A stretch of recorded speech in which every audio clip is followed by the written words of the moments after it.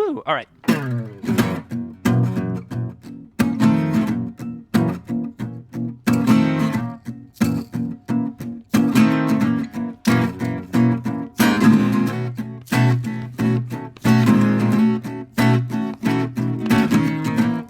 Welcome back, everybody, to another episode of This Is My Bourbon Podcast. I am your host, Barry. It is episode 111. Chad from It's Bourbon Night is sitting down with me today. Say hello, Chad. Hello, Chad. Yeah, I saw that one coming from a mile You away. paused, so I'm like, guess he wants me to say it. Yeah, I kind of set you up for that one. Yeah. How are you doing, Chad? I'm all right. Good.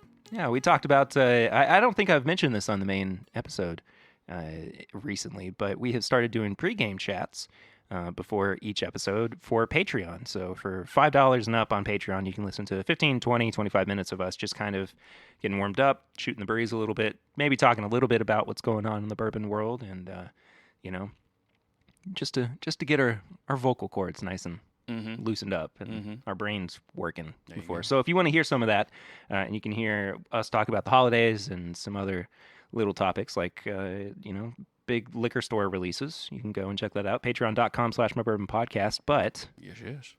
you could pause it and go sign up for Patreon and, do all that. But we got stuff to do here too. And we start out every episode with Flying Blind. Chad, I have blinded you with two samples next to each other. Mm-hmm. Have you investigated at all either of these samples yet? Yes, they are both kind of brownish. Are you talking about in color or in? Yeah. Oh, okay. No, in smell. They both smell They brown. smell brown.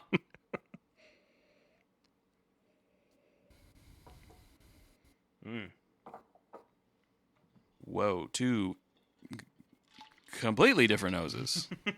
One is sort of like savory and has like a cast iron skillet type of smell, and the other one is perfumey and floral, fruity. Big difference. Any guesses, just on the nose, what the proof might be? Proof on the nose? That's hard, man. I'm taking your tricks or treats and I'm flipping it on its head. Man.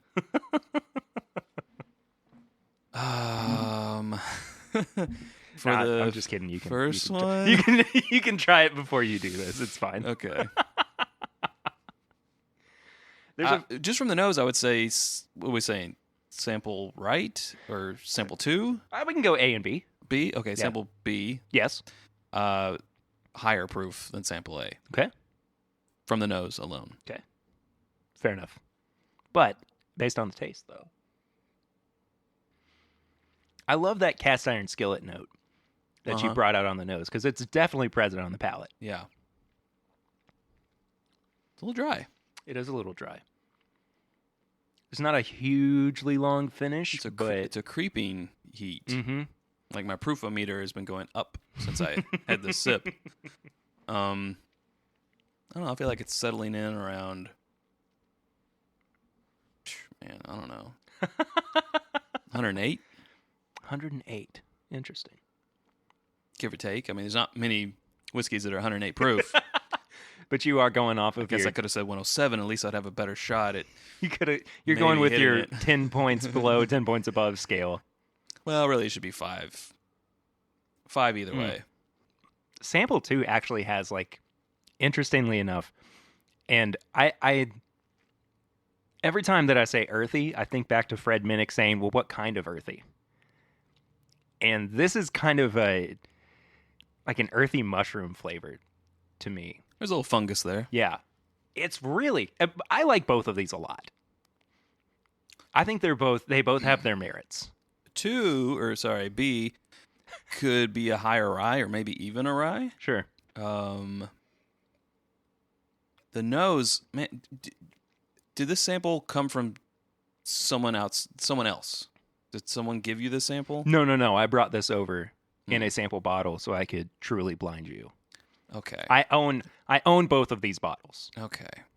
Because I was going to ask, sample B, did someone who just put on perfume handle the bottle? No. Because I've never, this is walking through a department store fragrant. I don't know if I'm getting it that strong. Wow. Do it with your mouth closed. Oh, okay, there it is. Yeah, it's like a perfume. Wow. Huh.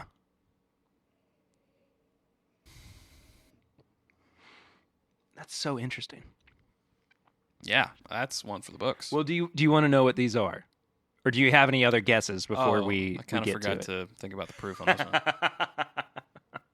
Proof and distillery and age as well. Just all the things. All the things. Chad?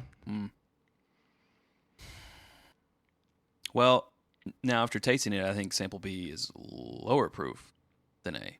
Okay. I think it might be around 100. I do think it's a high rye.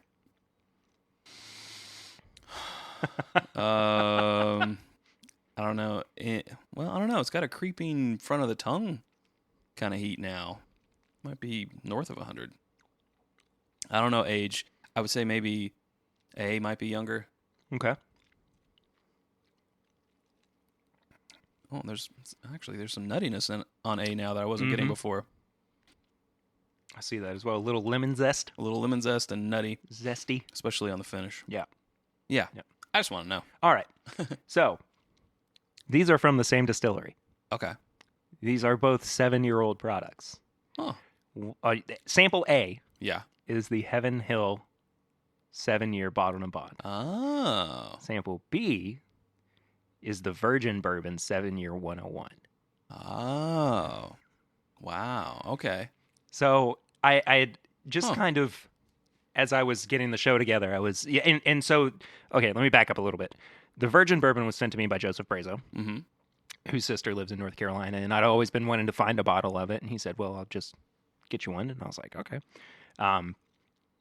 And I had just gotten the Heaven Hill bottle and bond as well from our buddy Clifton all the way out in California. Apparently everything's coming to me from the West Coast now, bourbon-wise. And I thought it would be an interesting kind of comparison between the two because they are both 7 years, same distillery. And even just, one proof point different, you would think that, maybe it wouldn't be that wildly different, but they are significantly different products. So 100 and 101. Yes.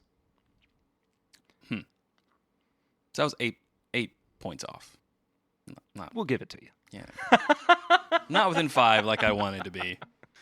But so we're also comparing, I believe, so the Heaven Hill bottle and bond is $40, and the Virgin Bourbon's I think like 20, 25.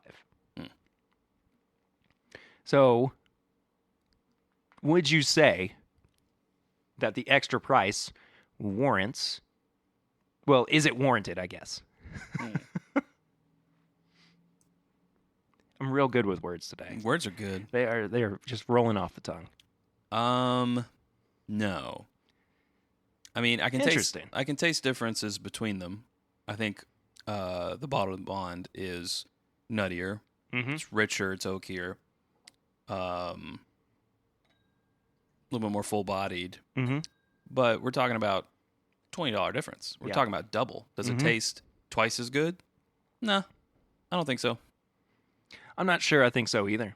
But I still think that it's... I stand by what I've been saying, that you can tell that a lot more craft has gone into the new Heaven Hill bottle and bond. And I don't know... I legitimately do not know a lot about the Virgin Bourbon. I mean, all I really know is that it's a Heaven Hill 101 proof bourbon that's not available in Kentucky. So, be that as it may, I just legitimately do not know much about it. So, yeah. I blended them together, though. Oh, yeah. Now, what I'm about... gonna let that sit. What about this? Okay. Now, I'm not 100% sure, but I'm pretty sure that the Rebel Yell 100 is also Heaven Hill.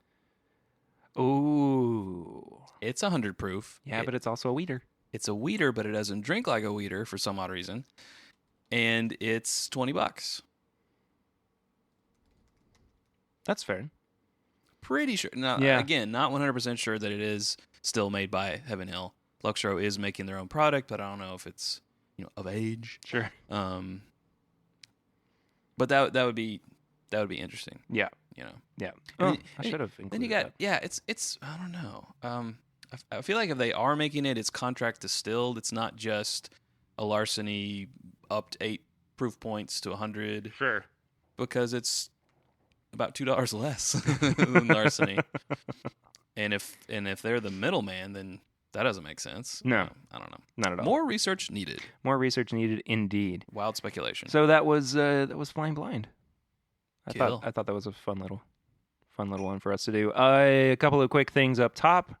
Our Movember charity campaign has ended as we got into 2020. Thank you all so much for for being a part of that, and thank you to everybody who donated and made it so successful. I thought that was really cool that in our first year we not only hit our goal, but we exceeded it and then hit our secondary goal. Hit it again. Which was awesome. So when I hit it.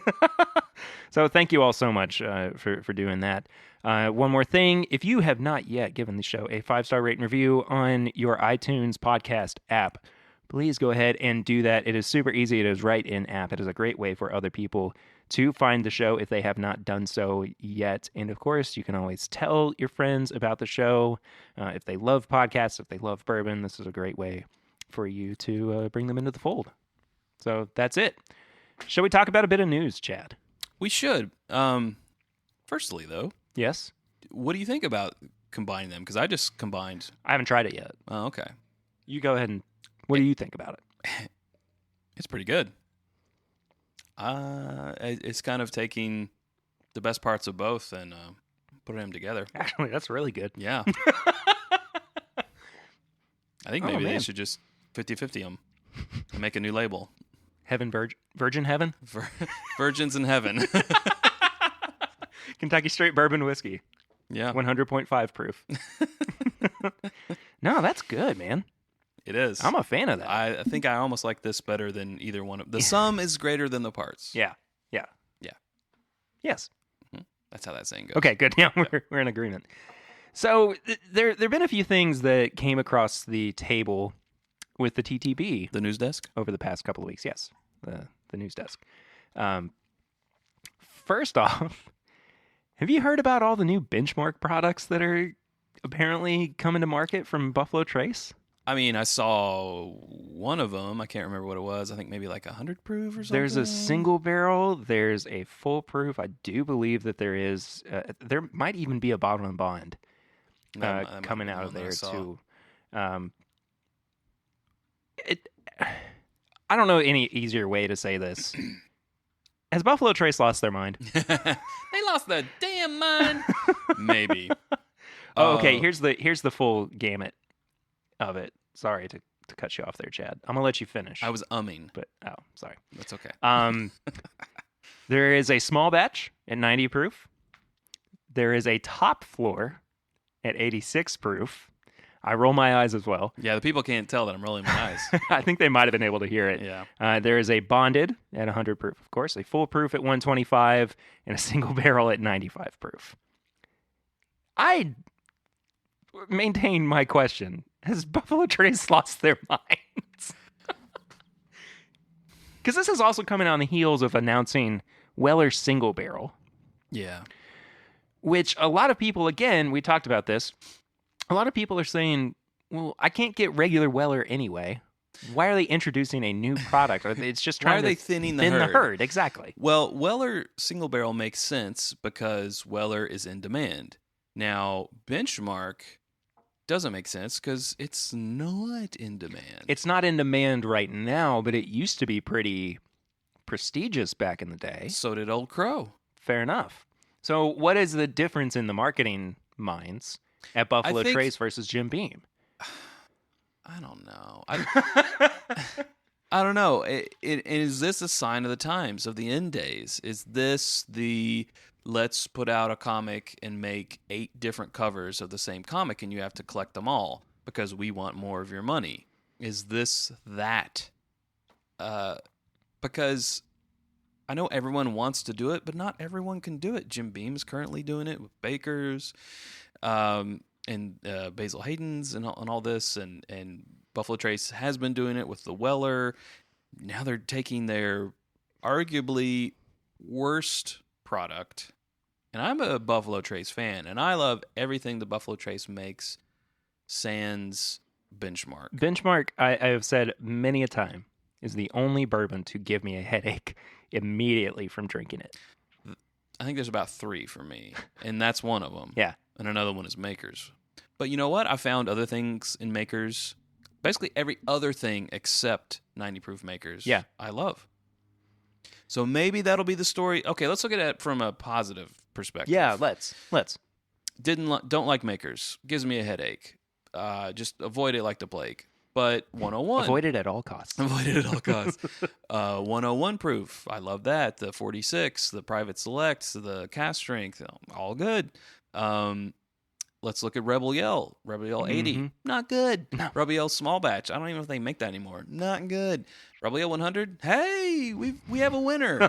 Love. So And the 10-year single barrel. in the Yeah. Can't even, how to forget about the 10 year? It's awesome. Yeah. So maybe Benchmark. What proof is it even? 80. Is it 80? Yeah. Ugh, jeez. So maybe Benchmark 80 will be that, redheaded stepchild, but the single barrel and the full proof and the bottled and bond and the small batch will all be good. Because I feel like you're kind of elevating it more in the realm of like an ancient age 90 proof, which is a 36-month-old bourbon, but it has its charm. Okay, let's talk about this. Do any of these excite you? Really and truly, is there anything like hearing all of these back to back? Is any of any of these products? Well, we don't know the price yet on any of these, right? True. Yeah, we don't. If the full proof, if the 125 is a decent price, I would be interested in trying that. Because I think what we've discovered with Makers is we just don't like it proof down to, and I'm saying we as in Sarah and myself, we don't like it proof down to 90, but at 101, there's really something special there.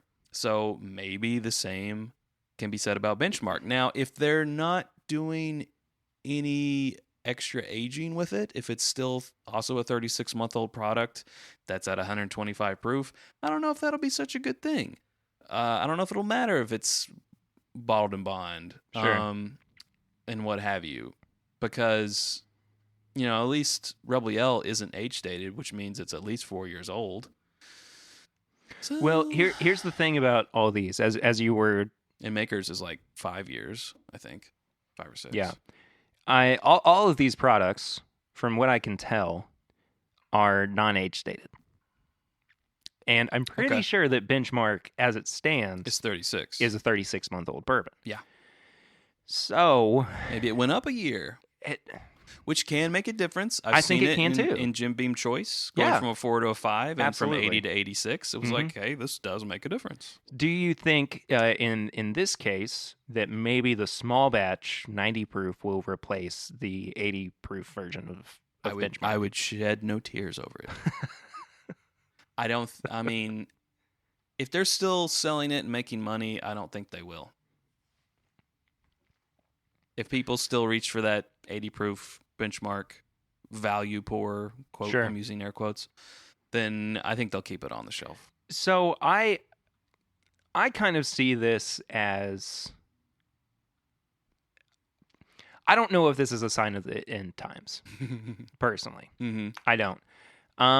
I think that this is a really interesting way to elevate bourbon in a time when bourbon is either, we feel like bourbon has either reached its limit or it's going to plateau, right?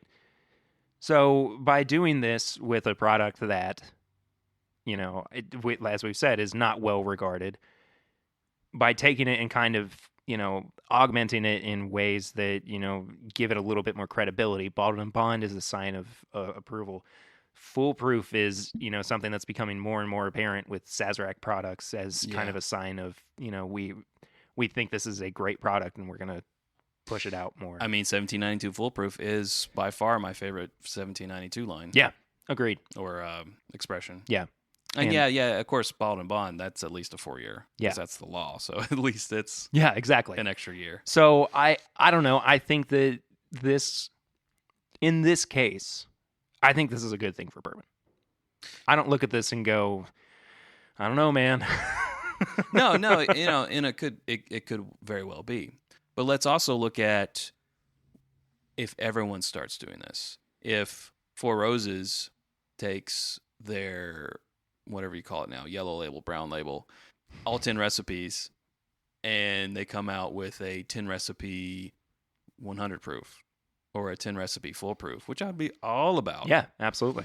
But if they start like adding more expressions, Buffalo Trace is adding more expressions, Jim Beam's adding more expressions, everyone wants to add more so they can get more money, and then you're just talking about thinning the herd. Yeah. And I don't know, like bourbon is a collector's hobby, and it's also not. There's people that just want to drink it. Yeah. There's people like us that want to drink it and collect it. There's people who drinks it a little, collects it a lot. So I'm just thinking about that aspect. You know, I use the comic book analogy a lot, but that's sort of the same because some people would just read comics. Yeah. Some people would read and collect. Some people would just collect. I mean, you can buy just one version of that issue and not have to collect the other 7 covers and still get the story. But with bourbon, it's like if we're increasing all these expressions and you want to try them all, then that hurts your wallet. Yeah. You know? Yeah. So, I don't know. It's interesting, but I think it's obvious. It's an obvious step for the industry. Bourbon is hotter now than ever. Let's give them more things to buy. Yeah. But at what cost? At what cost? I think that there is, again, and then we'll move on. I think that there's more good things to be said about this than bad, personally. But that's just me. We shall see. We shall see, indeed. Speaking of Jim Beam, though, back in early 2019, they unfortunately had a fire at their distillery. And a lot of that seeped into the river and caused some environmental damage as well. They got slapped with a $700,000 fine. Oof. For all the fish that they killed in the Kentucky River. But what a way to go. This obviously is not the end of Jim Beam. They're making plenty of money otherwise. They'll be just fine. But is this kind of a warning to other distilleries? Do you think that, maybe you should really kind of try to keep yourselves in line a bit more and not, I know it was a kind of a freak of, wasn't it hit by lightning or something? Yeah, I think it was some type of act of God. But it, Castle and Key had a big spill. 1790. Well, Barton had a warehouse collapse twice. Do you think that they were picking on the one guy who could afford to lose that amount of money to kind of make a statement to the other distilleries and say, fix your stuff? Possibly, but what do you do? What do you implement to keep your warehouses from getting struck by lightning? Lightning rods, I guess. All over the place? I don't know. How expensive are they? I mean, fire is the number one enemy of a distillery. They put all of these things into place to prevent and control fire, and unfortunately they still happen. Yeah. It's not like they're like, we'd be fine. And then the government's like, no, you really need to try to prevent fires. Yeah. And Smokey the Bear's telling them. I think they want to prevent that as much as anyone. Yeah. I mean, how do you prevent acts of God? Acts of God. gods? Yes, the Roman, Zeus and everybody. Yeah. I don't know. Yeah, it might be the government saying, hey, get your stuff together. But at the same time, I don't know if any of the distilleries are really at fault. Sure. I would say warehouse collapses would be more of an issue that they could act upon to try to correct than an act of God causing a fire. I kind of, and I'm not trying to put on the tinfoil hat or anything, but I do feel like, with everything else that happened in the past year, with all these different little tragedies that happened at different distilleries, somebody did say,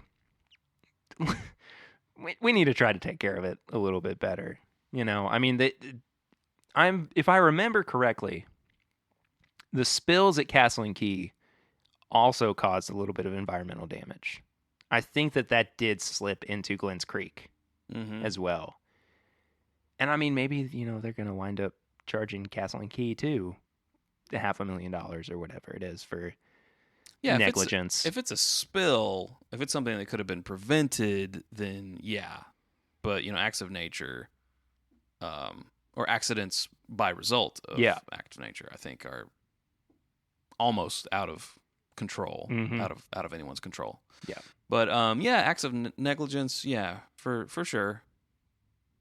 For sure, yeah. Yeah.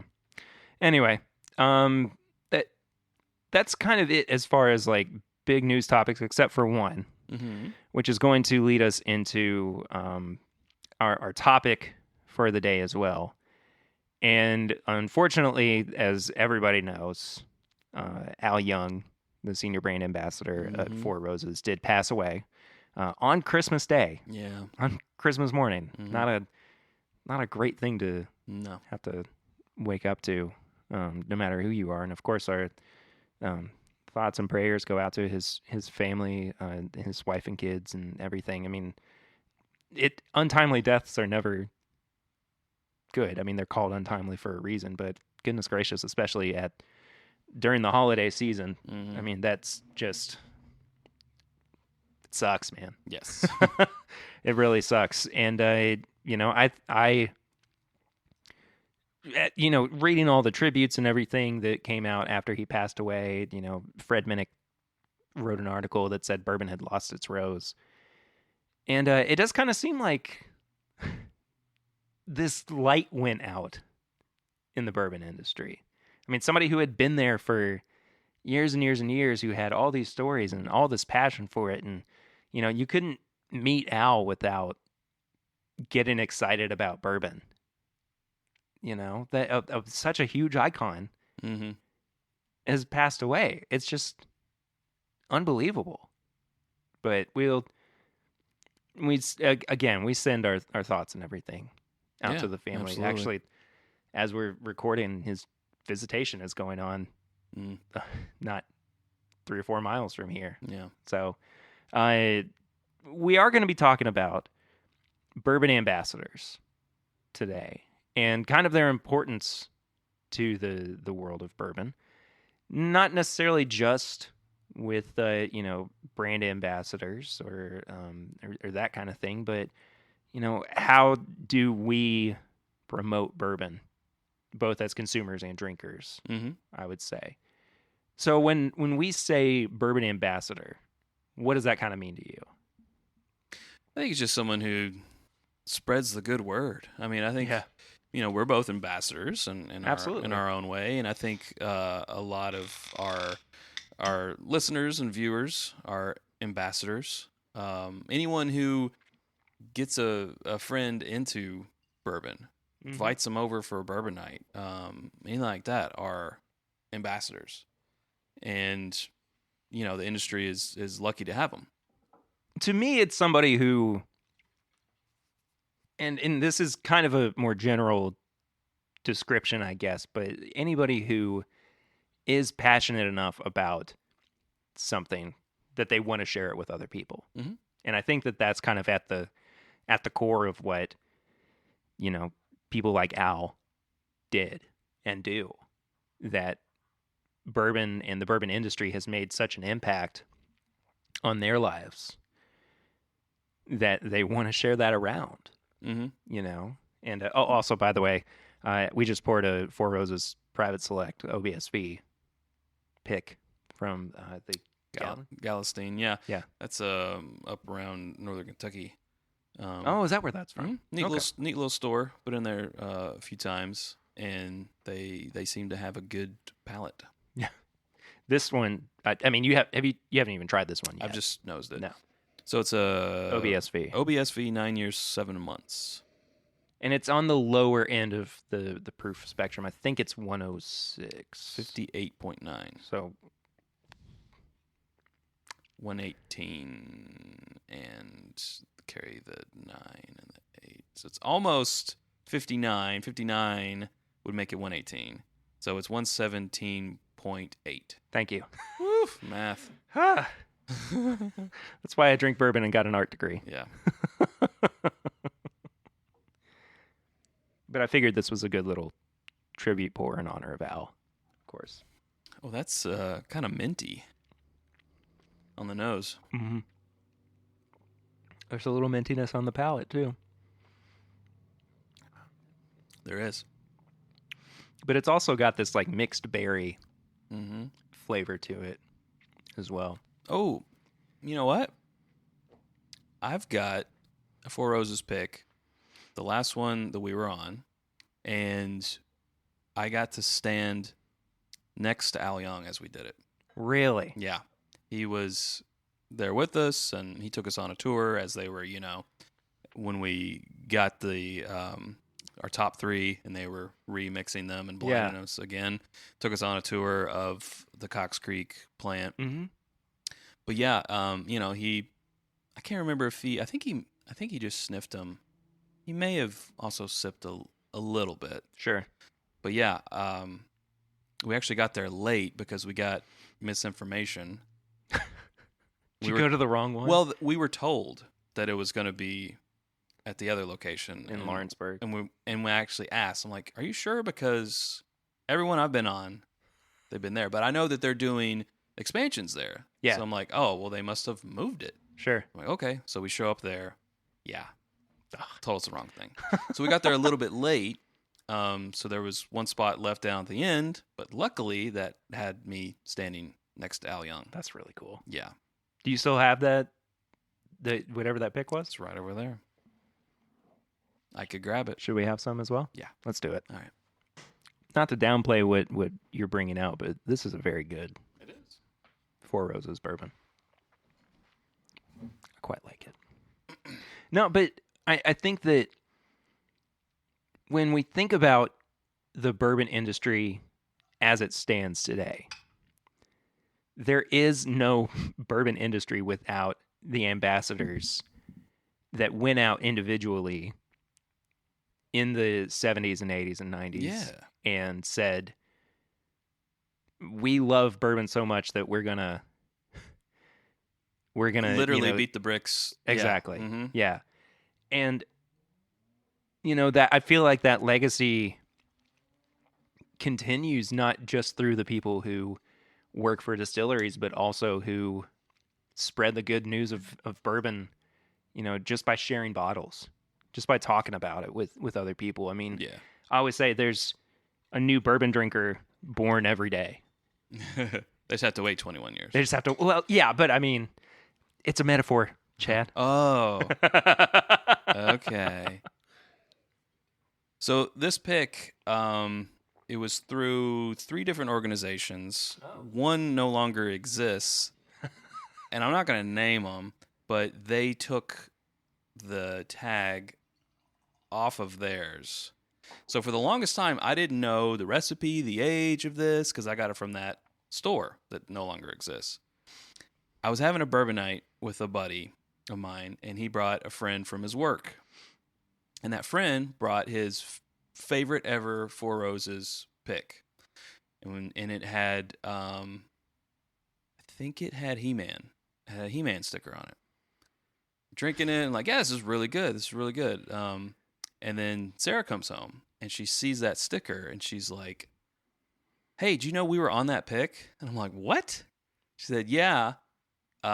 They couldn't put that sticker on theirs because the owner of that store that's now gone wouldn't allow a cartoon character to be on a whiskey bottle. So that's why the sticker's not on there. So what it is, it's the Whiskey Bear inaugural barrel pick of 2018. It's an OESV. It's a 9-year and 3 months. I think it's also Kentucky Supply and Demand. It's the Victory Royale, isn't it? The name, I don't know. I just know there was a He-Man and there was a Skeletor. That's a Knob Creek pick. The He-Man and Skeletor is Knob Creek. Oh, you're right. Yeah. I had a lot that night. those were the Knob Creek picks. But the story about the Four Roses pick is still accurate. It just didn't have that sticker. But they wanted to put a sticker on it that had a cartoon character. It just obviously wasn't He-Man or Skeletor. Yeah. And they wouldn't allow it. Yeah. So yes. Yes. The answer is yes. This is the Victory Royale pick. Okay, Victory Royale. I've not had this yet. Okay. And I'm a member of KSD, and we did an episode with Kentucky Spine Band way back. I took a picture of it because I'm like, I gotta have this so I can know what. Yeah. So again, OESV 9-year, 3-month. Yeah. Oh man. So this was the last pick we ever did at Four Roses with Al Young. That was, almost a year and a half ago. Yeah. At this, probably just about a year and a half ago. Yeah, it says 8/3/2018. Or sorry, 8/01/2018. Gotcha. So I had the good fortune to get to spend a day with Al doing a kind of a training seminar on Four Roses products. Mm-hmm. And he led the entire thing, walked us through the history of it, and just went through the same tasting that they do at the end of Four Roses tours, or when you go and do the taste of history there at the distillery. And just hearing him again just describe everything that goes into the process behind making their product, and not just the passion for bourbon, but the passion for Four Roses too. Mm-hmm. For the longest time, even just their regular brown label, I just overlooked. But seeing how excited somebody was about it, and don't get me wrong, I think the brown label is still good. Yeah, It's not out of this world. I wish it amazing, wasn't but 80 proof. I think that's what kills it. Sure. Is just the 80 proofness of it. But you got to look at Small Batch Select, which is 6 of the 10 recipes at 100 and what is it? 106. 106 proof. Thank you. Right? No. Maybe it's 104. 103, 104, 103, 104, 106, 105, 102, 101, 101, 99, 132. Pause for dramatic effect. I think it's 104. 104. Okay. Yeah. 6 years, 104 proof. There we go. Or 6 years. 6 of the 10. Oh, man. I'm all over the place. Woo-wee. Non-chill filtered. Holy moly, this is a great bourbon, by the way. Yeah. Sorry, go ahead. That's 6 of the 10. You think, put all 10 in there. I can only imagine. Like, I would love for there to be an all 10 barrel proof. And you can kind of do that yourself if you can get all 10 recipes in a single barrel, but.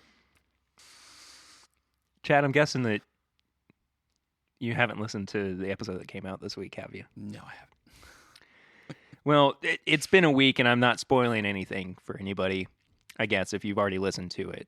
But Four Roses Small Batch Select was my number one bourbon of 2019. Oh, was it? It was. Nice. I think we put it in there. I can't remember. Did it come out in 2019? 2019. Okay. Yeah. Yeah, I think it's in our blind samples. Yeah. Yeah. I go back and listen to my comments about it from last week's episode. Mm-hmm. It's I just the big thing that I took away from it was that throughout the year when I thought about bourbon, I couldn't stop thinking about this product. This was the one that always stuck out for me, always enjoyed pouring it, sharing it with other people too. And it was pretty cool getting to sit down with Brent Elliott and listen to him talk about it as well. Yes. But they're just this was a home run for me. The Small Batch Select was. Mm-hmm. So yeah, go back and listen to last week's episode. Not just you, other people who haven't listened to it yet. Yeah. But anyway, I was listening. I've discovered Life is Short with Justin Long, so I've been listening to. It's a great yeah. name. I've been for listening to those episodes. Maybe I should have saved that for tips and bits. You can still bring it up. Okay, cool. We got time. Good. We got time. There's another side to the bourbon ambassadorship that I want to talk about too. And it's I want to be nice with this, or try to be nice with this. Mm-hmm. But it's the non-discretionary kind of no prize title of the Maker's Mark ambassadors. Oh. You see what I'm saying? Uh-huh. Like, it's I signed up for the whole deal. There's that barrel that's aging in one of their warehouses. It's got a plaque with my name on it and everything. And the whole, like, you know, the whole grandness of it, I guess, is cool. But does it dilute Bourbon works. Does it dilute what other people are doing? Well, I think they should call it honorary ambassador. Like, you're an honorary junior deputy, or you're an honorary, you know, like when you go on a plane and the pilot gives you the little wing. You're an honorary pilot. Yeah, but you can't fly the plane. You know, but there are going to be Maker's Mark ambassadors out there that are spreading the good word, you know, spreading the gospel, and there's others that don't do it at all. So I see what you're meaning. Yeah, it kind of dilutes the the meaning of it. I when I was first getting into videography, I had to follow around this group of, I think they were all college students, but they were from all over the world. Okay. And some type of program. You know, these are all really smart kids. Right? Sure. And they were in Lexington, and they went to the Henry Clay Estate to tour it, and I think the governor was there and talked to him and stuff. And I was following around filming them. And at one point, he was talking to them, he was addressing them, and he said, "I'm going to make all of you Kentucky colonels." And they were all like, "Oh, that's so cool!" They all got a certificate and this and that. And you know, I haven't said it very often, but I have said it on probably on live or maybe on a podcast or something, that I strive to be a Kentucky colonel one day. But I want to earn it. Yeah, right. I want to do things that people feel like have made me worthy to have the title of a Kentucky colonel. And all these kids just, you know, you showed up. And you got it. Obviously, they worked hard. They earned whatever spot was in this program that I can't remember at all. But the fact that they came to Kentucky, you're a Kentucky colonel. You know, it's like, okay, cool, well, sure, fine. So they weren't even from Kentucky? No, I think one of the kids was from Kentucky. All the others were from over the U.S. or from over the world. So it's like, okay, yeah. I mean, it's still kind of cool. It's like getting the key of the city. It's like you're getting the key of the city. You're a Maker's Mark brand ambassador. It's like, yeah, okay. But does this really open anything? Yeah. You know. I mean, I guess you do get free tours at Maker's Mark. Yeah. But, I mean, what do you get with a key to the city? Free tours of the city hall? City hall, yeah. You get to make one law. Executive washroom. You can open that with that big key. It's just a regular toilet, kids. It's just a regular toilet. I don't know what to tell you. It doesn't even have a bidet. Oh, there's life goals right there. Bidet? Yeah. I don't know. I don't know if I would do that. It just, the fact of where the water is coming from, it's like, I don't know. It's weird. It's I didn't realize you had such strong feelings on bidets. Oh, I've thought about it before. It's like, would you put your butt on a public water fountain?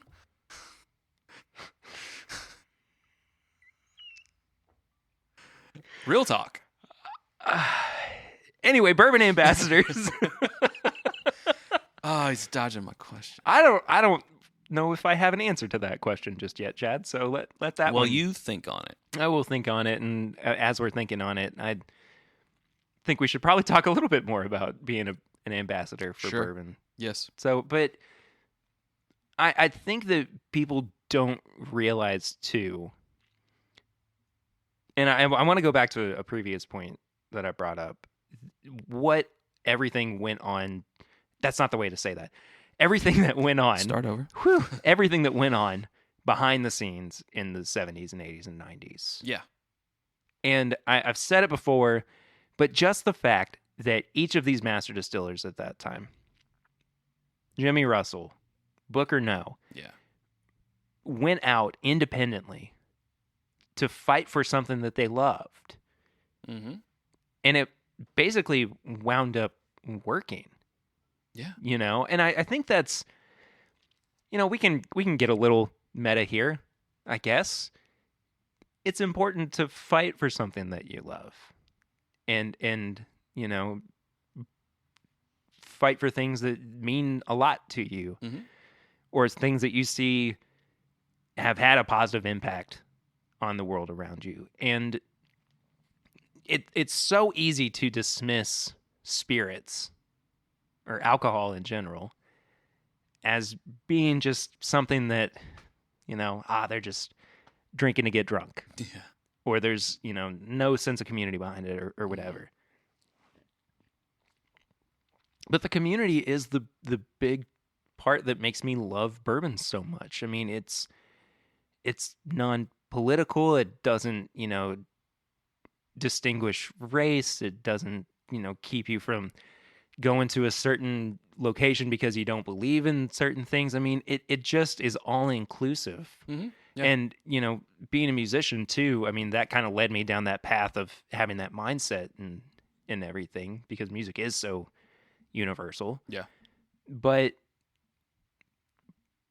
there's so much to be said about the ambassadorship of just bringing out a bottle that has memories, smacking it down on the table and going, I want you to understand me. Yeah, here's a through story this. behind it. Sure. Exactly. Yeah. Uh-huh. And it doesn't, being an ambassador doesn't have to be an official title. And I think that's, I may be contradicting myself a little bit by talking about the, being a Maker's Mark ambassador.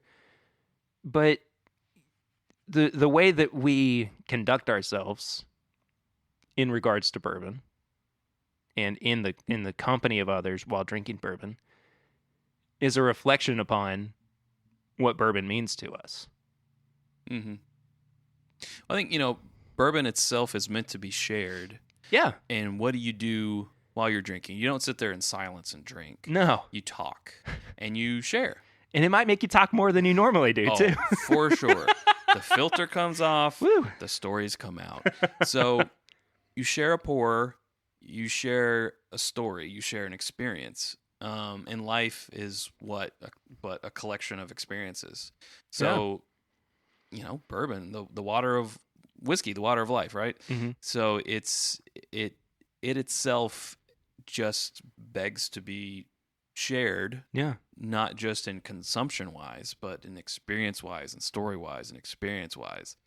And that's why I think it's so easy if you have it if you have that, now the words are escaping me. Yeah, I know. If you have that inclination to champion its cause, it's so easy to do. Yeah. Yeah. And that's why I think being an ambassador, you kind of just grow into it. I don't think it needs to be you don't wake that up you when sign up for. Yeah, you don't wake up one morning and go, "Dadgummit, I'm gonna," yeah, or send $24.95 to this PO box. True. It just kind of, you grow into it, or it grows into you, however you want to see it. So here's an interesting look at it. We talked a little bit on the pregame chats about the difference between people who buy to drink and those who buy to collect. And those who buy to sell. And those who buy to sell. Yes. Yeah. What does that say about the bourbon community? How does that represent us as a community as a whole?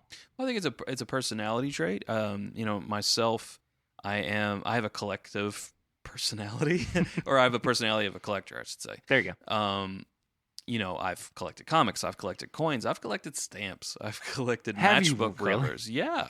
I've collected, memorabilia, Star Wars, action figures. Yeah. And bourbon. I drink bourbon, I collect bourbon. So I think it just reflects on your personality. Now, there might be someone who has never collected anything. They get into bourbon and they find themselves collecting it. I guess they were just waiting for the right thing to come across, their doorstep. What was the question? What does it mean? How does those who collect, who buy to collect or buy to sell, Mhm. reflect upon the bourbon community in terms of ambassadorship? Well, buying to sell, I think buying to trade is different. It's more forgivable because you are, you know, this country was built on trade, right? Mm-hmm. So it's sort of the same thing. I have this, you want it. You have that, I want it. Mm-hmm. We trade. Not that bad in my book at all. No, I don't think so either. To sell, now you could do the argument of, well, if someone's doing it to feed their family. Well, like, yeah, okay, but obviously you have another skill that you could utilize. You don't have to, besides the fact that it's illegal unless you have a liquor license. Generally speaking, buying to sell, I think it hurts. I think so too.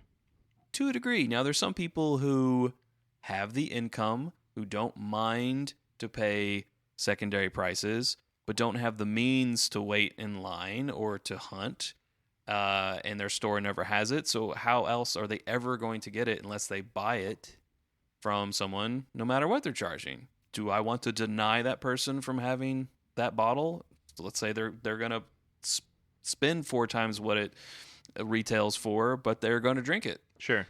I find that hard to look down on them for that. Yeah. But the person who sold it to them, they are facilitating that person's need. But I don't know. I think it all comes down to just their state of mind. Like, Yeah. oh, I can flip that in 15 minutes and make $400. I'm going to wait in line for it. And then the person right behind them, where it gets cut off and they get the last bottle, they don't get it. And all they were going to do was take it home, crack it, and drink it. Yeah. And share it. So it's a seesaw of. So I think about too. How does that invite? What does that say for people who are looking to get into bourbon? Right? Is it invitational? Is it exclusionary? Does it just mark bourbon as being the rich man's game? Yeah. Right? And let's talk about Pappy Van Winkle, because it is the easy example in this case. Well, I think it's our job, and I'm speaking specifically to you and myself and Sarah, who's not here, but Sarah. Where is Sarah, by the way? Oh, she got off work, and then I think she was going to the gym. Oh, okay. So she'll probably be about another 45 minutes. Fair enough. To be ambassadors to those people that might think they can't get into bourbon, either because they don't understand it, or it's a rich person's game, or it's a person with disposable time that can wait or hunt or so forth. It's our job as ambassadors to inform them that, hey, there's some awesome everyday whiskeys out there. Yeah, absolutely. And let us introduce those to you. Ones that you can easily find. You can walk into just about any store and find them on the shelf for a reasonable price. It's the beauty of Turkey 101. Yeah. Among others. Yeah. You want to spend a little bit more, but it's something that you can pretty much walk into any respectable liquor store and find. How about a Booker's, So I think that's our responsibility as ambassadors. Yeah. To tell that story, among others. Yeah.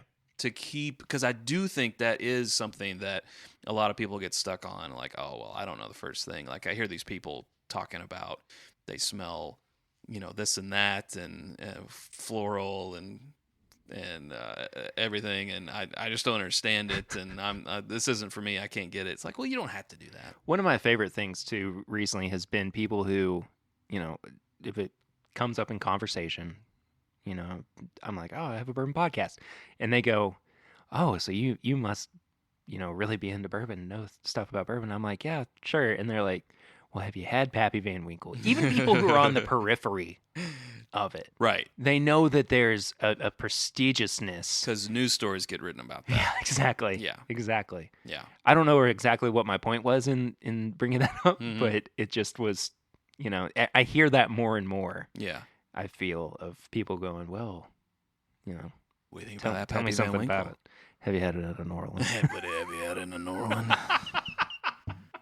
Yeah. The weirdest character ever. On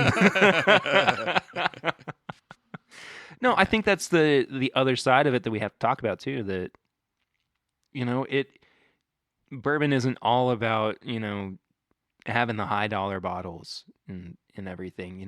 When I look at Dusties that I want to have, more often than not, I'm going for pre-fire Heaven Hill or Turkey 101 bottles. Mhm. Really, just Turkey in general. Yeah. Because Old Turkey. Yeah, and yeah, there's something great to be said about new bottles. There's not. It's not like everything that's coming out now is bad. I don't mean that by any means. Right. But I would rather spend if I'm going for a high dollar item, I'd rather spend it on something that's not on the shelves Right. anymore. And that's also the collector in you. That is definitely the collector in me. And also what's the word? The experience seeker in you. The experience-driven part of Yes. me. Yeah. Because that's an experience that you otherwise won't get unless you seek out a Dusty or a vintage. I have to bring this up too. When I buy bottles that are dusty, or that, if I acquire something that's harder to find, I'm not sitting there drinking it all myself. Mm-hmm. I love that experience of getting to be that ambassador and going, this is something you might not get to try very often. So let's sit down and have a drink of it together and talk about it. Mm-hmm. Absolutely. And, bourbon is such a conduit for experiences and conversations, and that it's hard to wait, hold on. It's hard to ignore it. Yeah, that's what I was trying to say. It's hard to ignore what it can bring to the table. Mm-hmm. And again, I think the best way to be an ambassador for bourbon is just simply going, let's have a drink together and talk. Yeah. Yeah.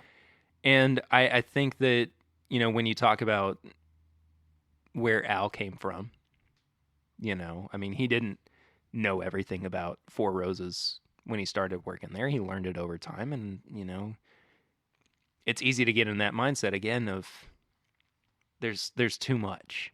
Mm-hmm. And there is a lot. There's a lot of knowledge that can be acquired. There's a lot of history that can be read about. A million different bottles of bourbon that you can try and drink.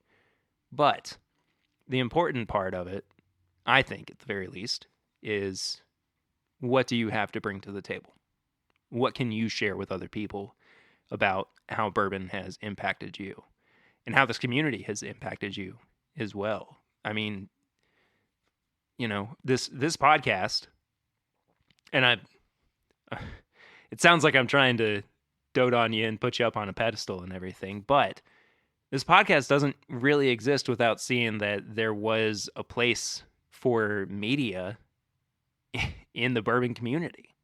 And a lot of that came from watching It's Bourbon Night or listening to the podcast or Bourbon Pursuit or whatever it was, and just seeing that, people with a passion for something like this can create something for it and in turn elevate it to some degree. And I hope that I've elevated bourbon, Yeah.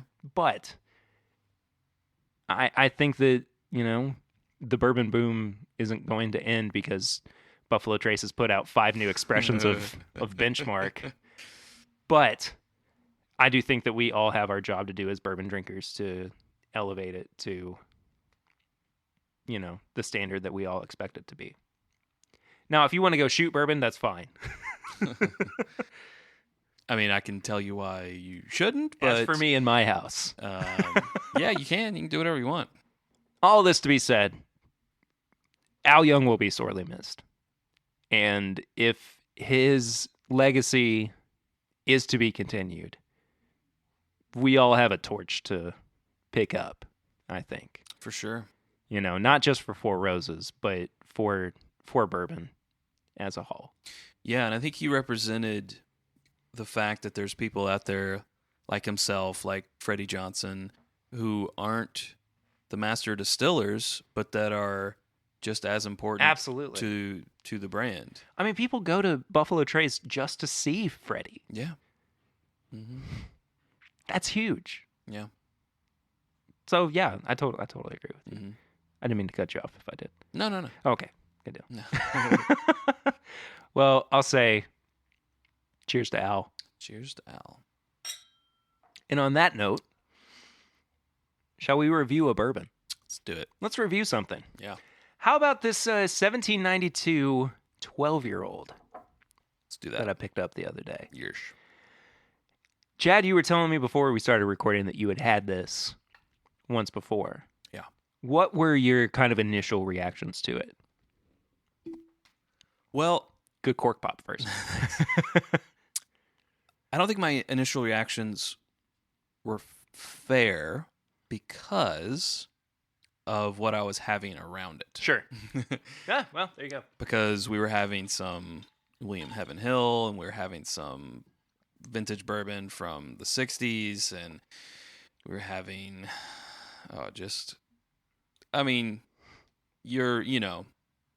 the things you would bring to impress Sure. at a bourbon night. Right. So it wasn't fair. And I had it later in the evening after having all those great Yeah, pours. well, there you go. So this would be great to have. We've had stuff before this, but In a controlled environment. in a controlled environment, yes, on a closed course. There we go. So this is the newest expression from the Barton Distillery's 1792 line. It is, of course, 12 years old. It is 96.6 proof. What do you think about the nose, Chad? It's got a lot of spice on it. I would say that it would be higher than 100 Oh, I definitely would if I have didn't thought. didn't know the proof. Now here's something interesting that just kind of came up on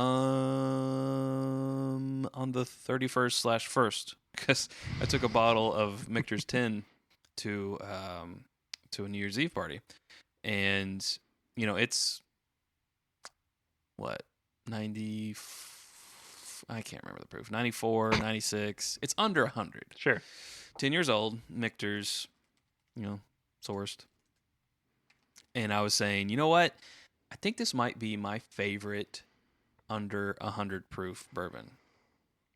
It's just got so much character to it. It's 90 something point something as they do. 94.4, 96. 94.4. 94.4. Yeah.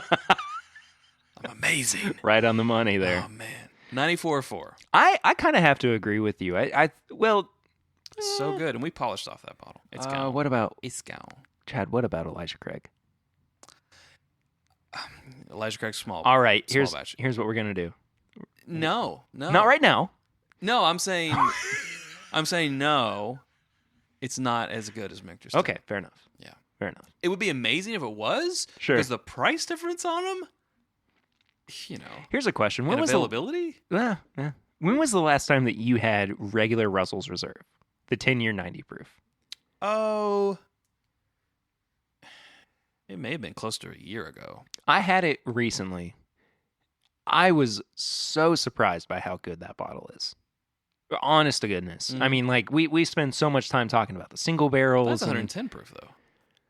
No, the regular Russell, not the Russell single barrel, the small batch 10-year-old. Oh, right. It's 90 proof. 90 proof. 90 Yeah. proof. Right. Okay. It's a really I'm on good board. bourbon. Mhm. Especially at like $30, $35. Yeah. I think that it's spectacular. Mm-hmm. And I think it's something that kind of gets overlooked for, in today's market. Yeah. I mean, for those who are going crazy over age statements, I mean, if you want a 10-year-old bourbon for a reasonable price, True. at a pretty solid proof too, Yeah. Russell's Reserve small batches in the Russell's, Eagle Rare, both 10 pocket. year. Yeah, absolutely. Yeah, both 90 proof. Anyway, sorry. Hmm. Let's get back to the 1792. Okay, back to a 12 year. I'm getting like Berries and I oak. I was about to say Captain Crunch berries. Crunch berries, yeah. There is definitely a sweetness there, and then there is those berries. The tannic oakiness of it is so prominent on the nose. Yeah. I get the sweet and the berries first, and then as I keep breathing in, I get the oak.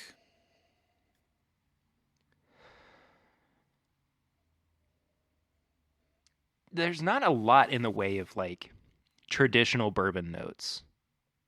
Like there's not a lot of caramel or Vanilla. oakiness. Excuse me, there is oakiness. What is wrong with me? I don't know. Been trying to figure that out. Aw. Is that why you let me record with you today? Yeah. All right, cool. It's more of an experiment. Controlled study. There is something.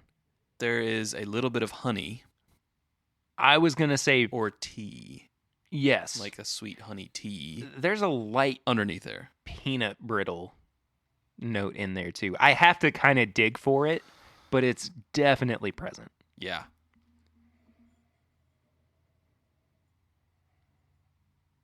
I see the tea note though. But it's very green tea.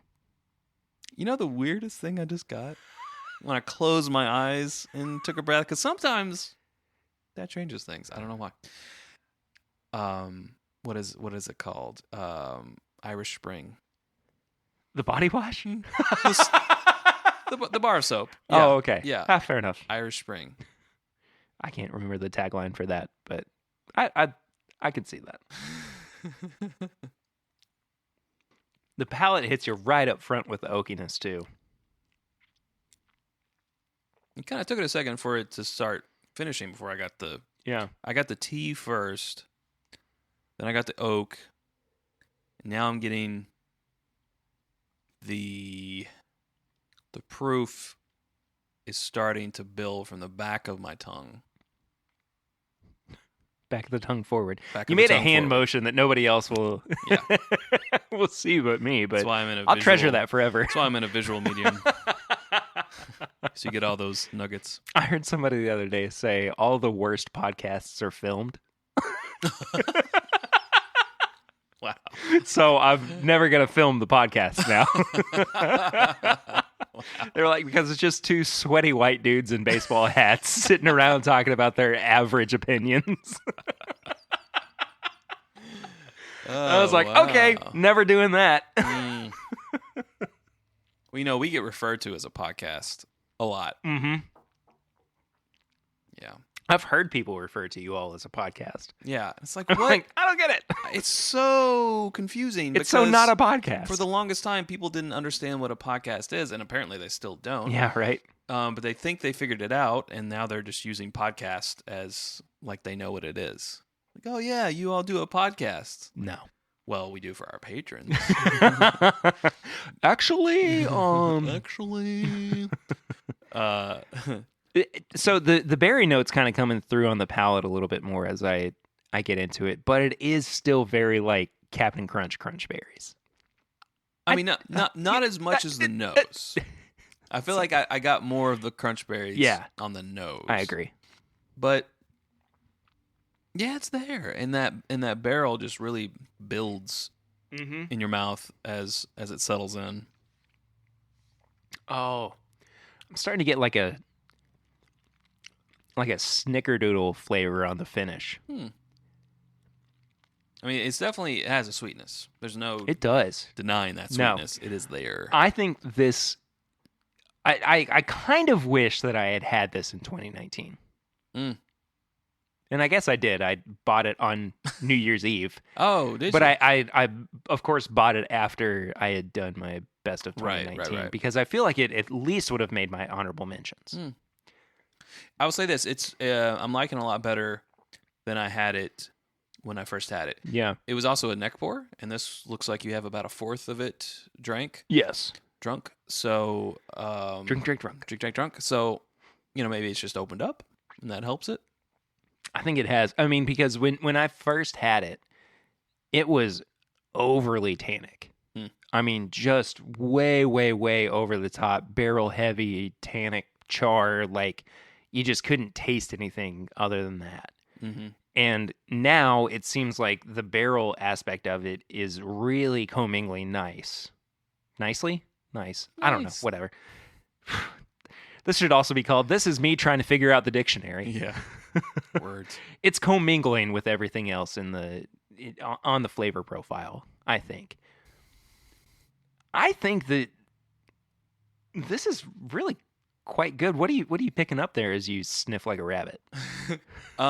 Tobacco. Do a little 3-blast method. Yeah, no, definitely. Yeah. I totally see like that. it's But over wet there. tobacco. It's over there in an ashtray, and it's going up into the air. It's wet tobacco. Wet tobacco. Huh. Okay. I don't know if I really know how to experience wet tobacco. Well, so you've never smoked a cigar and then smelled the wet end of it that's been in your mouth?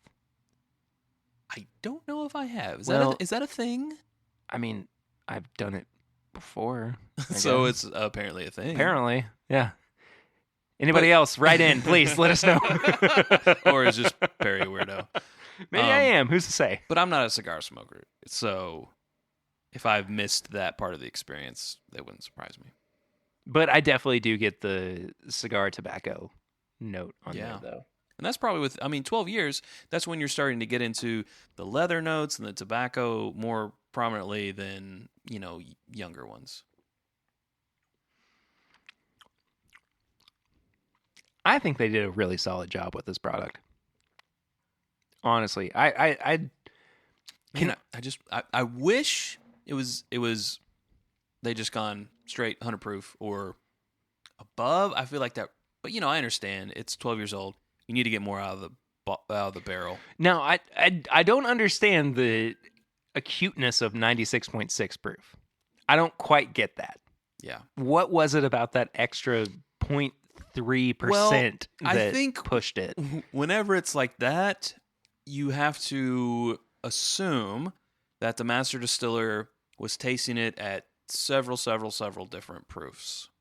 Yeah, absolutely. And they were like, oh, this is the one. And it just happened to be 96.6 proof. I don't know. But why did 96.6 get, as an option? Why wasn't it just like, let's try it at 100, let's try it at 99, let's try it at 90? I don't know. They say, why is there a lot of 86 proof bourbons? Why is there a lot of 100, 101s, 107s? It seems like there's kind of sweet spots of proofs. It's kind of agreed upon. Yeah. So I don't know. Maybe 96.6 is one of them for them. I don't know. Maybe they tried it at 98.6 body temperature. That's kind of a blood oath thing. Huh. Interesting. I'm like, nah, not quite. What about 96.6 though? There it is. I don't know. Take away a little bit. A little bit. There it is. I don't know. 96.6. Well, we have a review system of never pull fleshy piercings here. That's what it stands for. I'm sorry. It's nose, palate, finish, and price. On the show, each category is out of 5, and then we total it up for a final score of out of 20. Chad, what would you give the nose? Oh, I don't know. I don't knows. Great. It's pretty solid. I'll say that we pulled a lot out of the nose, so I think it's fairly complex. Yeah. I had to say I am kind of missing the more typical caramel vanillas. I wish that they were in there somewhere, and I think it's something that you just won't get on a lower, lower proof. Sub 100, you're not getting that spice so much. But I don't know. Oh, and actually, it's actually really good that I had Michter's 10 just recently, because on that nose, you get this, and it's a 10-year. You get the age on the nose. You get, I don't know. You just oh, this is an experienced bourbon, and this one's a little bit different. I'm gonna give it a 3.5. I think. I was debating between a 3 and a 3.5. I'm actually going to give it a 3.25, which I don't think I've ever done before with a product here. Okay.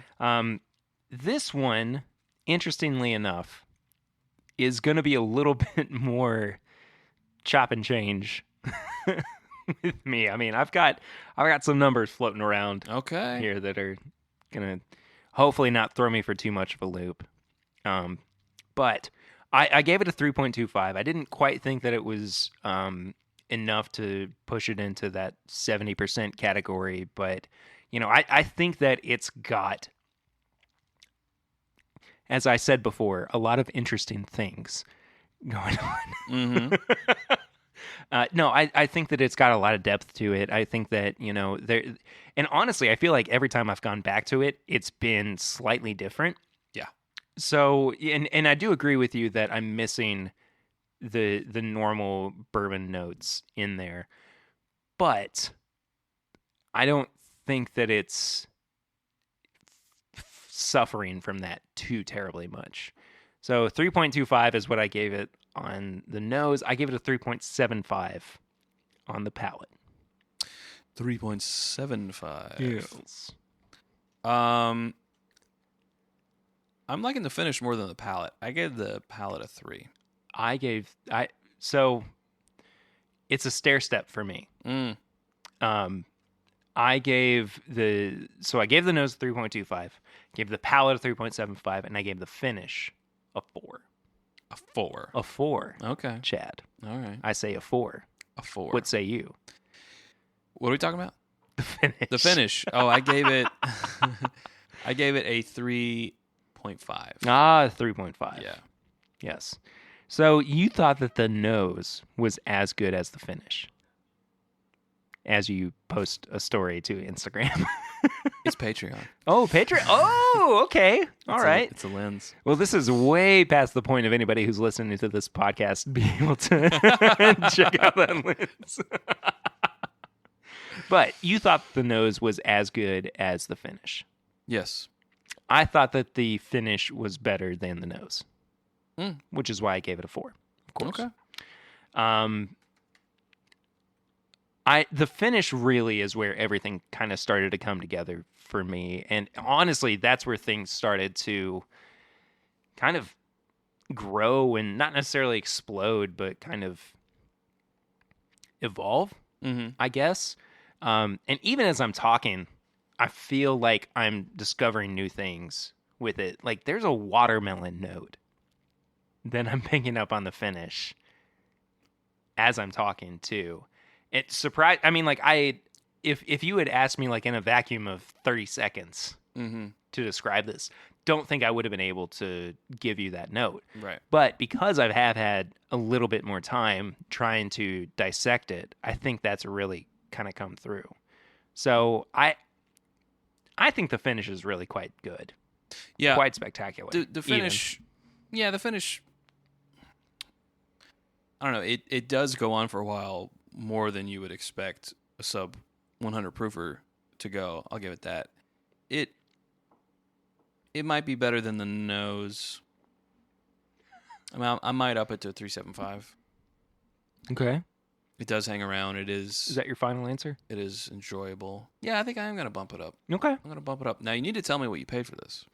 I paid for this. Yes, you did. I did. Was that a question? You're correct. No. After tax, it was like $58.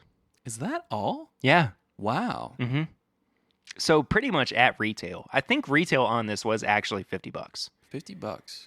So, I mean... So same as a full proof, but with a lot more age. Yeah. I don't mind the price on this, honestly. No. I gave it a 3.75. $50. In this day and age with... there aren't a whole lot of age-stated products like this out on the market. $50 for a 12-year-old bourbon, not terrible.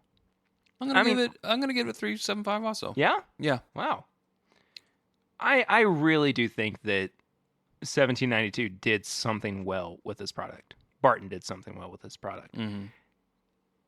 It isn't necessarily that it hit all the marks for me, but I think that it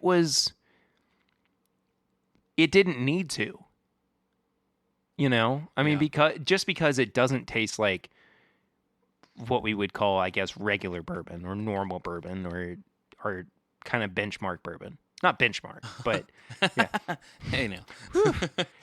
I don't topic. think that it matters necessarily. I think that, by creating something unique and something that people would probably drink and go, never had anything like this before. Mm-hmm. I think that's to its merit. So, Yeah, agreed. I would. Well, I was just thinking, like, what I call it my favorite expression of theirs. It's hard to put a 125 proofer up against a 96.6er Sure. because they both offer different things. You just get different qualities with a higher proof bourbon. Now you're talking. Now it's the Weller 12 versus Weller 107 argument. Which one? Sure, it is. Which one do you like better? And more often than not, I pick the 107. yeah. But have you had it in a New Orleans? No, I'm just kidding. Have you? So I actually had. I had Weller 12 independently recently of 107. Still a freaking good bourbon. Yeah, it's one of the great 90 proofers of Yeah. the world. You know, we were talking about Eagle Rare. We were talking about Russell's Reserve, small batch, and Weller 12 is one of the great 90 proofers. Yeah. It is. Now, but I feel like more times than not, I would probably pick the 1792 full proof over this guy. But there would be times where I'd be like, no, you know what? I want that 12-year profile. Did I say this is my favorite from? I don't. Because Use your words. Did I I? Jello. Excuse me. Did I say? No, did I say that this was was my my favorite favorite. 1792 expression? I don't think so. You said something earlier that kind of made it sound like I did. Because it's not. I do still prefer the full proof. I was talking over about it. myself. Oh, okay. Sorry. The way that you said it was like, you can have that opinion, but I don't know if I would have that opinion. No. No, I don't think that this is my favorite expression either, but I still think that this is solid. From what I've had of and I think I've had all of their other expressions, it might be a strong second for me. I'm not too crazy about the bottle and bond. I'm not too crazy about the small batch. The sweet wheat's all right. The People fawn over the sweet wheat. yeah, whatever. I love the they're high just rye, though. buying into it. The high rye, I'll have to try again. I can't remember my opinion on it. I know I have a bottle though. What about the 225th? 212 is all right. It's all right. It's fine. We gave it a pretty good review when we uncorked it. Yeah. It was the first video we ever did together. Yes. A single tear is running down his face, everybody. I saw somebody, I commented on, one of those videos and that I was on, and somebody commented further down and they were like, I can't believe Perry isn't like a lifelong friends with you. Oh. And I replied to them and I said, if you watch these videos, it's basically a progression of my whiskey knowledge and weight gain. Oh. Well, sometimes those two things go hand in hand. They do indeed. And I'm working to counteract part of that. But anyway. New Year's resolution, new year, new you. Oh, I started whale before. Whale? I started whale before. I no, started January whale before 1st. that, laddie. Anyway. No, I overall I gave this 14.75. Mine is a 14. All right. I miscounted yours. I use a calculator, so. I trust the calculator more than I do my bourbon brain. Yeah. So overall, this is a recommend for me. Honestly, if you can find it.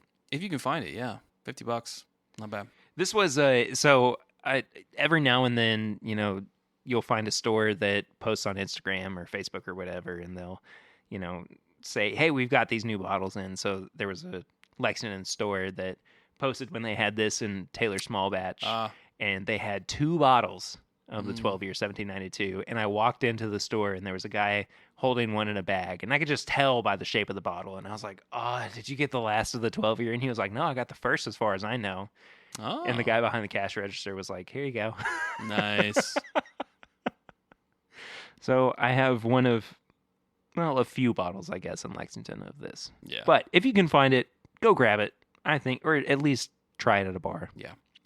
I think that it's quite good. Mm-hmm. Yeah. So that does it for the review. Let's move on to a few of our segments. This first one, which I messed up on originally, and I told you it was called Bourbon Rings. which is not a thing. It's actually called barrel rings. Barrel rings. If you would like to call into the show, you can do that at 859-428-8253. Leave us a voicemail. After next week's episode, we're going to start doing topics that you can respond to. So if we'll have a question or a thought or whatever that you can call in and leave your thoughts about. Nice. Good words, yes.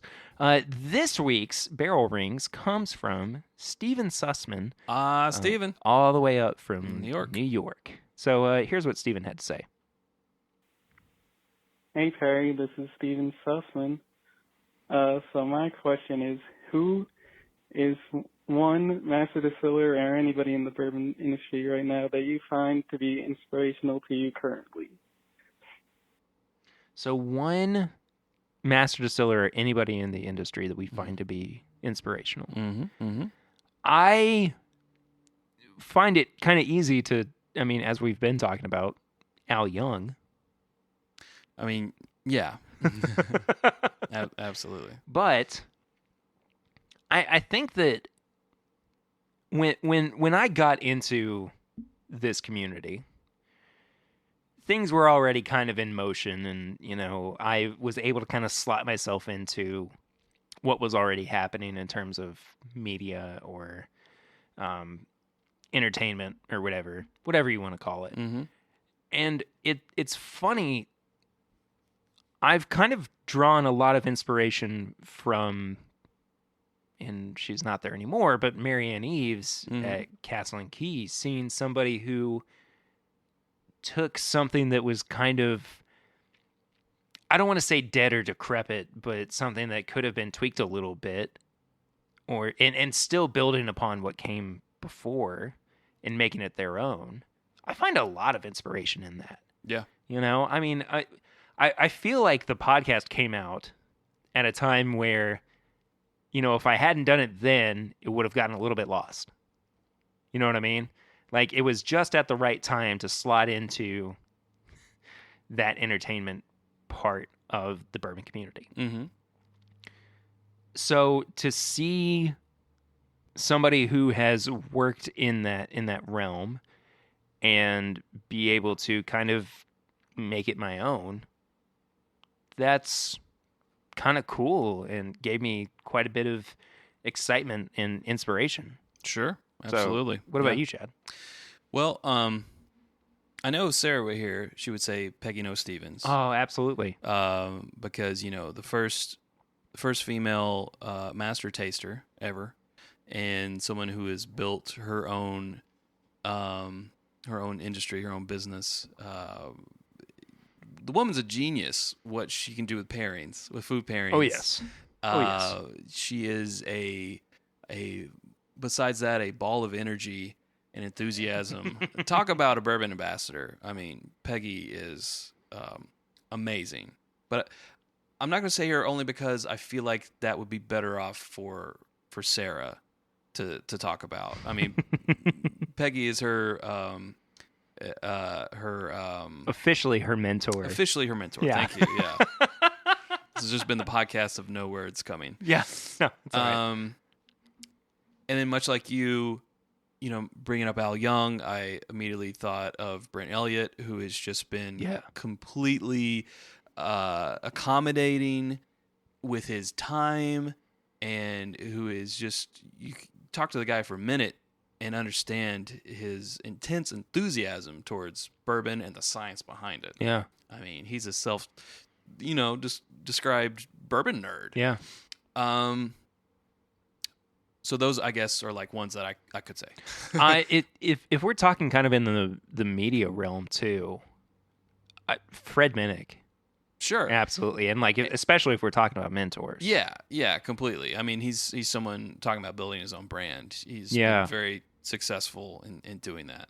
But I am going to go in that direction, but I'm going to pick Rex and Daniel of the Whiskey Vault because, they are, I think they might be the largest whiskey YouTube channel out there right now. And since, I know Ralphie has, he's been at it for forever. So I haven't looked at his numbers that I can remember, but I feel like the Whiskey Vault guys are probably the biggest right now. But besides that, just what they've been able to do with their brand, with the Wizard Academy, with the Whiskey Tribe, with making the world's first ever crowdsourced whiskey distillery, and then having the Bastards Ball, now the second annual, and inviting whiskey tubers to come to it and sharing that.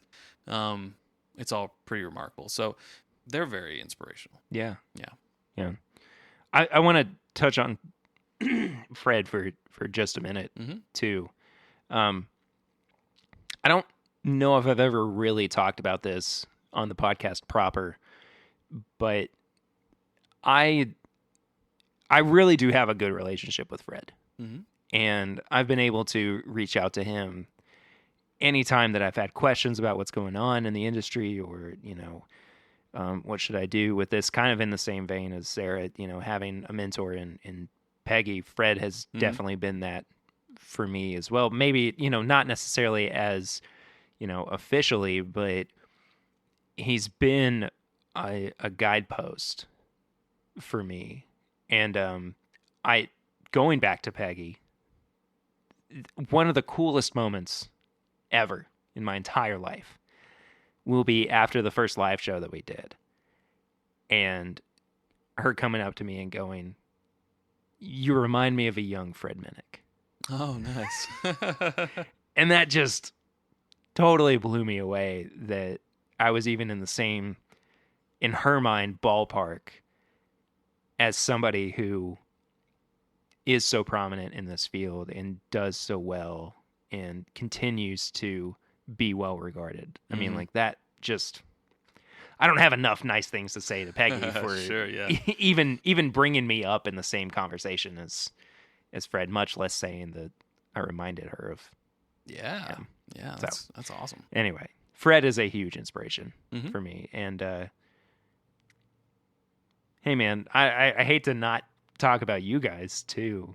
I mean, like, it's hard for me to not say, like I said earlier, y'all were a big inspiration when the podcast was getting started. And, I did want to, kind of emulate some of that same energy. And I hope that I have. And, again, how nice is it that Lexington has this little community itself? Yeah, totally. To, kind of... It's surprising. Yeah, absolutely. So, that was Barrel Rings for this week. We have one listener question also to get through. Sorry, Chad, we keep going a little bit longer than we intended to. I'm sorry. We have one question from listener of the show, Louis Keene. He said, are nationwide stores like Total Wine good for the market, in your opinion, or just having mom and pop stores better? I am excluding state-run stores. What do you think about this? I think it's a good thing, because let's take out the big box stores like Total Wine, and we only have mom and pops. I think prices would be higher.